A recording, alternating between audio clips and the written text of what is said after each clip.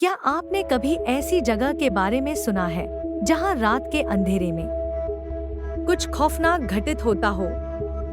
एक अस्पताल जो 20 साल से बंद है, लेकिन वहां के दरवाजे आज भी खुलते हैं।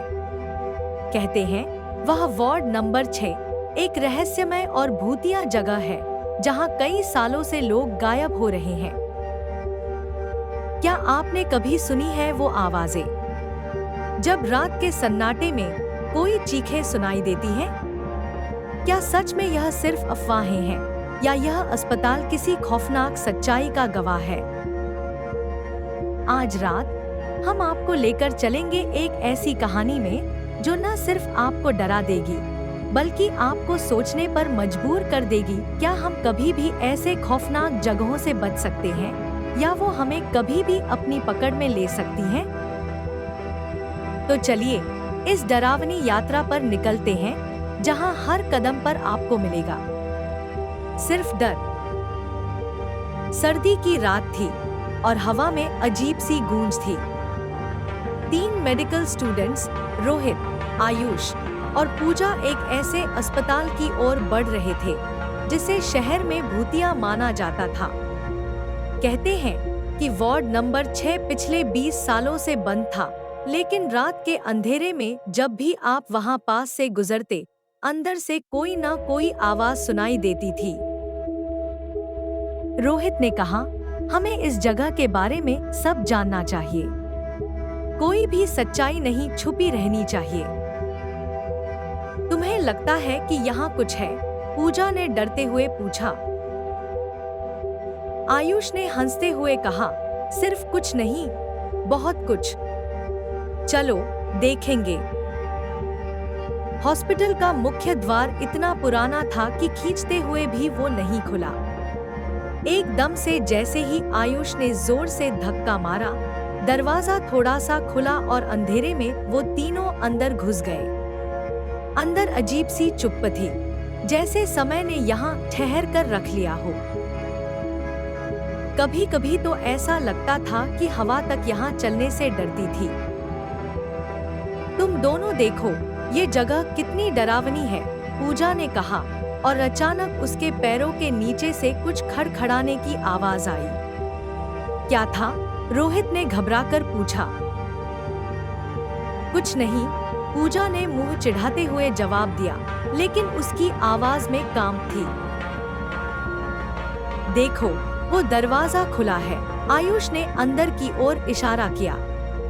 वह वार्ड नंबर 6 था, जिसके बारे में अफवाह थी कि उसके अंदर कुछ खौफनाक है। वो तीनों धीरे धीरे अंदर घुसते हैं।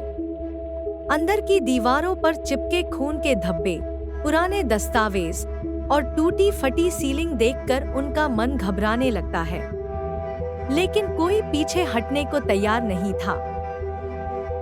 वो जैसे ही अंदर बढ़ते हैं, अचानक बिजली चली जाती है। अंधेरे में उन्हें किसी के चलने की आवाज सुनाई देती है, मानो कोई उनके ठीक पास आ रहा हो। मुझे लगता है हमें वापस जाना चाहिए, पूजा घबराकर कहती है। नहीं, हमें यहाँ की सच्चाई पता करनी होगी, रोहित कहता है। वो आगे बढ़ते हैं और अचानक दीवार पर खून से लिखा एक मैसेज दिखता है, यह मेरा घर है, तुम यहाँ क्यों हो? आयुष घबराते हुए कहता है, क्या ये मजाक है? लेकिन जब वह अपनी टॉर्च को झपकाता है तो एक सफेद छाया झपकती हुई सामने से गुजरती है। वो सब डरकर चुप हो जाते हैं, लेकिन तभी किसी के गहरे सांसों की आवाज उनके कानों में सुनाई देती है। तुम दोनों ने सुना? रोहित ने धीमे से कहा। हाँ, पूजा का चेहरा सफेद पड़ चुका था।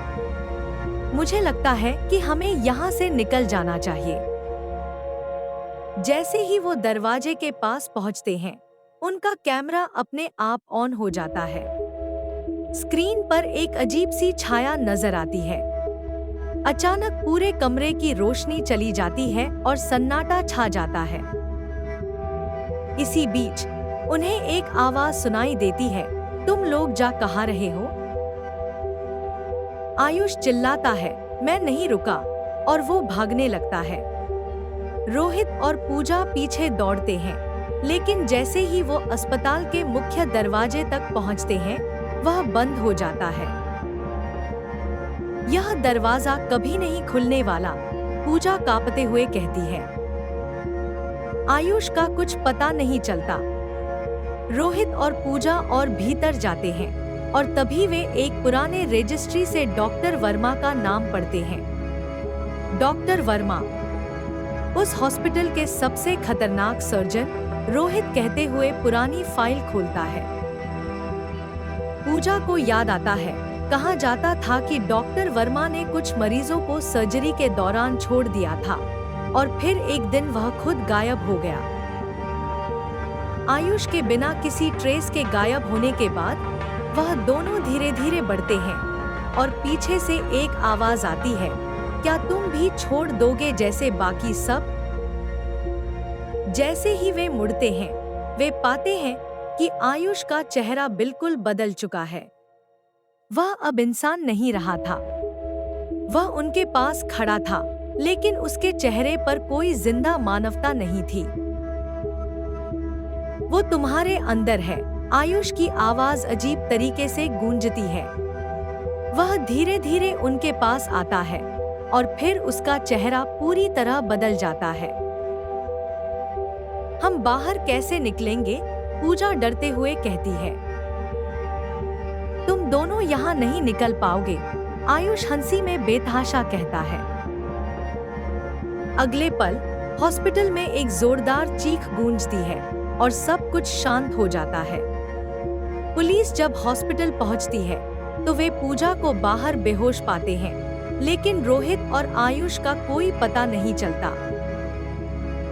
आज भी लोग कहते हैं कि अगर आप रात के वक्त वार्ड नंबर 6 के पास जाएं, तो अंदर से डरावनी आवाजें सुनाई देती हैं। लेकिन कोई भी वापस अंदर नहीं गया, क्योंकि जो भी वहां जाता है वो कभी बाहर नहीं लौटता।